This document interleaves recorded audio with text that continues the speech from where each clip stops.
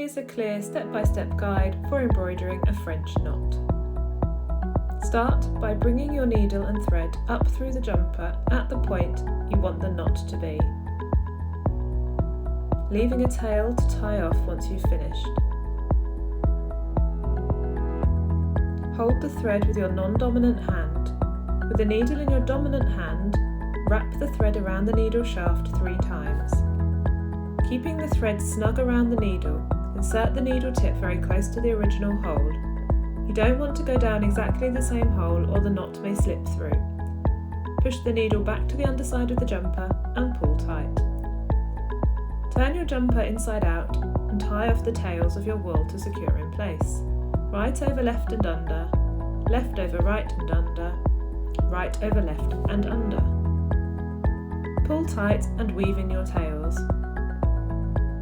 Use the eye of your needle to do this so you don't catch your wool. Use your needle threader to do the same with the other tail.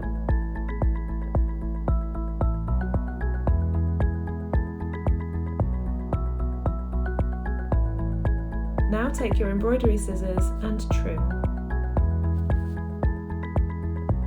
Congratulations, you've just learnt how to embroider a French knot.